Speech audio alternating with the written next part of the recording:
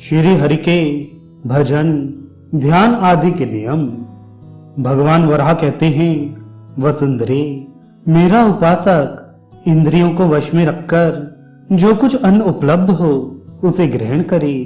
भामिनी, मैं नीचे ऊपर इधर उधर दिशाओं और विदिशाओं में तथा सभी जीवों में सर्वत्र विराजमान हूँ। अतएव जिसे परम गत पाने की इच्छा हो उसे चाहिए कि सब प्रकार से सभी प्राणियों को मेरा ही रूप जानकर उनकी वंदना करे।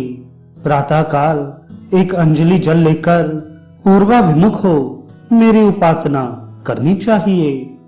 ओम नमो नारायणाय यह मंत्र जपना चाहिए।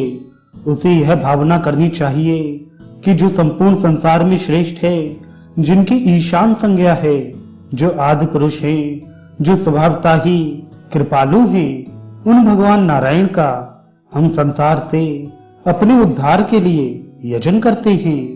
इसके बाद पश्चिमाभिमुख होकर फिर अंजलि भर जल हाथ में ले, साथ ही द्वादशाक्षर वासुदेव मंत्र पढ़कर इस मंत्र का उच्चारण करें।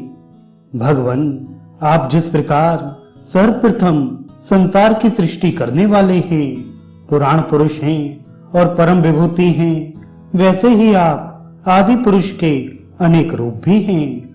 आपका संकल्प कभी विफल नहीं होता। इस प्रकार अनंत रूप से विराजने वाले आप प्रभु को मैं नमस्कार करता हूँ। इसके बाद उसी समय से पुनः एक अंजलि जल हाथ में ले और उत्तर भूमुख खड़ा हो ओम नमो नारायणाय कहकर इस मंत्र का उच्चारण करे। जो परम दिव्य पुराण पुरुष हैं, आदि मध्य और अंत में जिनकी सत्ता काम करती है, जिनके अनंत रूप हैं, जो संसार को उत्पन्न करते तथा जो शांत स्वरूप हैं, संसार से मुक्त करने के लिए जो अद्वितीय पुरुष हैं, उन जगत सृष्टा प्रभु का हम यजन करते हैं।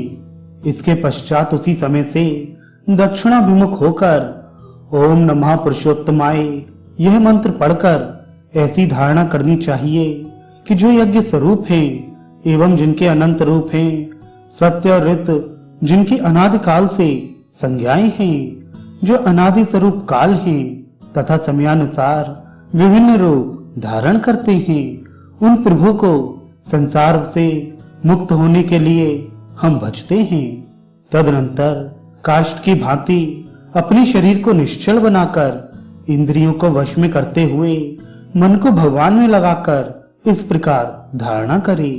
भगवान, सूर्य और चंद्रमा आपके नेत्र हैं, कमल के समान आपकी आंखें हैं, जगत में आपकी प्रधानता है, आप लोक के स्वामी हैं, तीनों लोकों से उद्धार करना आपका स्वभाव है।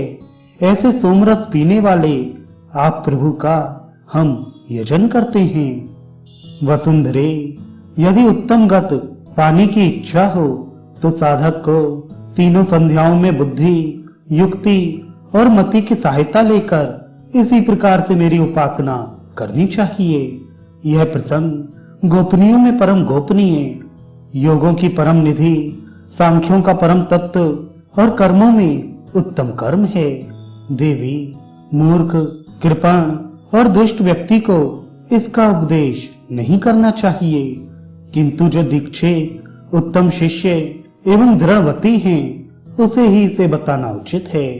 मुझ विष्णु के मुखारविंद से निकला हुआ यह गुह्य तत्व मरण काल उपस्थित होने पर भी बुद्धि में धारण करने योग्य है।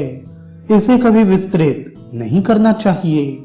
जो प्रातः काल उठकर सदा इसका पाठ करता है, वह दृढ़वती पुरुष मेरे लोक में स्थान पाने का अधिकारी है। इसमें किसी प्रकार का संदेह नहीं करना चाहिए। इस प्रकार जो व्यक्ति तीनों संध्याओं में कर्म का संपादन करता है, वह हीन योनियों में कभी नहीं पड़ता।